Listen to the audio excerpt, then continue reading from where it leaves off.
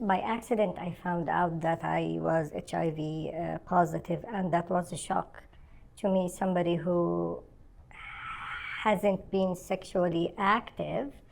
Apparently, when I was younger, back in where I came from, I met somebody, and apparently they didn't tell me about their status, and I came to Canada, and then I met my partner, and life was peachy until one time I needed to go and see a doctor, and they wanted me to do a test, and I did it, and it was the shock. So that's way before I wanted to see somebody or support. I was struggling with depression and anxiety, with all of that, until I felt that I really need to reach somebody to help me. It took me from 2011 to 2017 to reach for help. I contacted them over email. I needed help, and right away I did find somebody answering me, say, you would be in a good, safe place, and don't worry about anything.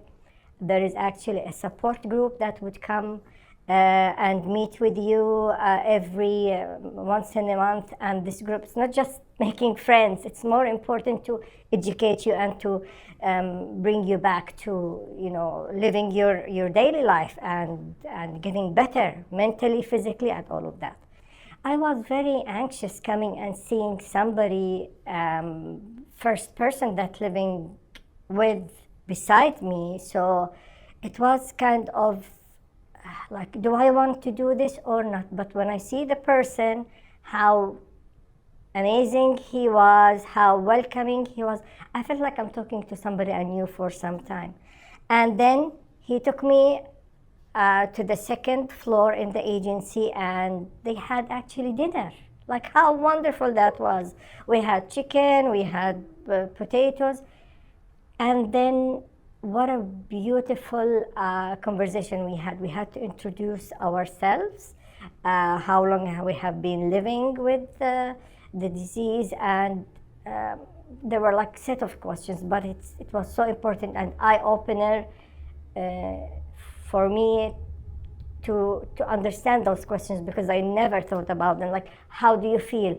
Are you okay with yourself? Are you taking care of yourself? So those questions that I said, no, I am not taking care of myself. Maybe I should start doing that.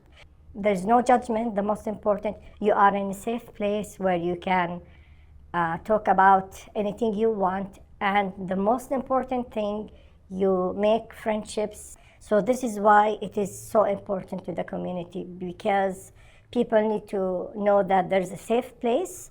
There is a place where you can be your authentic self.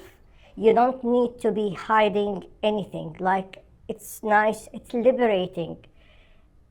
Beside liberating, it normalizes things to you. Like, you're a person, you have to live your life, you have to do things, and it's okay to hug somebody, it's okay to shake their hand, it's okay to actually to tell your medical provider what you have.